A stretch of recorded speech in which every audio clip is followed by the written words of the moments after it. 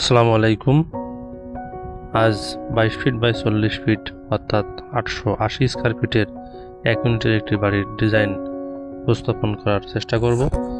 প্রথমে আসা যাক, এ ধরনের একটি ডিজাইনের বাড়ি নির্মাণ করতে হলে আমাদের কতটুকু জমির প্রয়োজন। এই ডিজাইনের একটি বাড়ি নির্মাণ করতে হলে আমাদের জমির প্রয়োজন হবে 0.2 একর্স অর্থাৎ 2 শতক জমি হলেই এ ধরনের একটি ডিজাইনের বাড়ি আমরা নির্মাণ করতে পারবো। এবার আসা যাক, এই ডিজাইনে কি কি সুবিধা থাকছে। এখানে হলো এন্ট্রি করেই এখানে একটি সিঁড়ি রুম, সেটি উপর তলায় যাওয়ার জন্য, এবং এই সিঁড়ি রুমের পাশ দিয়ে লিভিং রুম।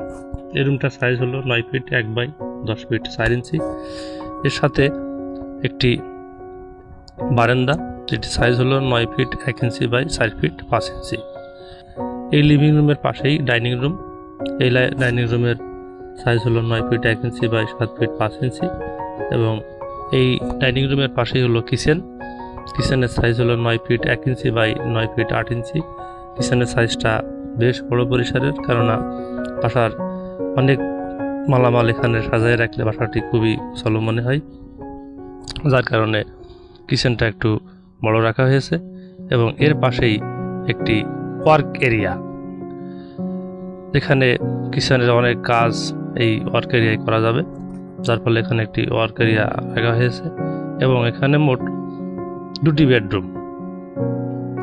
প্রথম বেডরুমের সাইজ হলো 11 ফিট বাই 10 ফিট 8 ইঞ্চি, এবং দ্বিতীয় বেডরুমের সাইজও একই 11 ফিট বাই 10 ফিট 8 ইঞ্চি। এই ডিজাইনে একটি মাত্র বাথরুম, যেটির সাইজ হলো 7 ফিট 1 ইঞ্চি বাই 4 ফিট 5 ইঞ্চি। বেশ বড় সাইজেরই একটি বাথরুম, যেখানে ওয়াশ থেকে শুরু করে সমস্ত কাজ এখানে করা সম্ভব। দর্শক, এবার আসা যাক, এ ধরনের একটি ডিজাইনের বাড়ি নির্মাণ করতে হলে কত টাকা খরচ হতে পারে।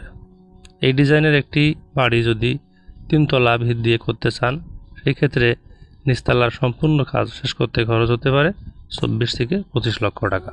আর যদি ভিত বাড়িয়ে 4 বা 5 তলা করতে চান, সেই ক্ষেত্রে নির্মাণ বেসমেন্টের খরচ আরও বৃদ্ধি পাবে।